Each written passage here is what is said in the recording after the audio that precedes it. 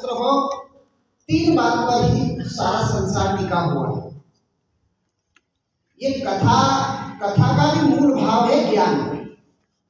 ज्ञान से समग्र सृष्टि का सारा काम चल रहा है। ये हम ज्ञान के कारण यहाँ बैठे आज लोग आप अपना अपना आसन ज्ञान के प्रभाव से, पर केवल ज्ञान संसार को चलाता है। और हर परंपरा में ज्ञान को ही आगे बढ़ाएगा।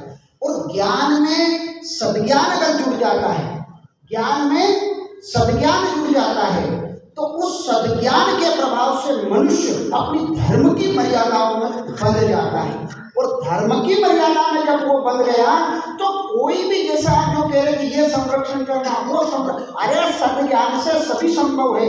ज्ञान के पीछे सद लग जाए उसको, चाहे स्कूल में हो, चाहे अपने इसमें हो, चाहे धर्म में हो, चाहे मर्यादा में हो, चाहे परंपरा में हो।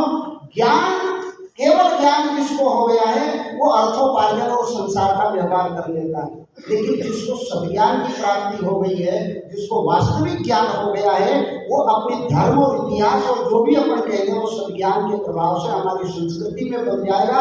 और सद्ज्ञान हमेशा अपना हित तो करेगा लेकिन परहित उससे बहुत अधिक रखेगा।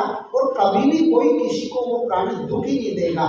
दुख तो इस बात का है कि आदमी सद्ज्ञान को प्राप्त केवल ये धार्मिक परंपराओं में करता है, संसार में सद्ज्ञान का व्यवहार वो नहीं करता है। केवल ज्ञान का प्रयोग, जहाँ कुर्सी पर बैठा केवल ज्ञान का प्रयोग करता है। अगर एक डॉक्टर सद्ज्ञानी हो जाए, एक इंजीनियर सद्ज्ञानी हो जाए, एक जो महान व्यक्ति अच्छे अच्छे पद पर सद्ज्ञानी हो जाए, फिर देखो आप इस राष्ट्र का निर्माण क्या नहीं हो सकता है। इसलिए ये पूरा जो सभी परंपराएं ज्ञान को देती है, वो हम अपने श्रोताओं से ये कहते हैं कि वो ज्ञान नहीं सद्ज्ञान को धारण कर ले केवल। और सत्यनारायण की कथा में कहा है कि जैसे वो जाए ना अपने को ज्ञान लेकर के, तो वो अपने घर पर उसका प्रयोग करे। पहले अध्याय में कहा है।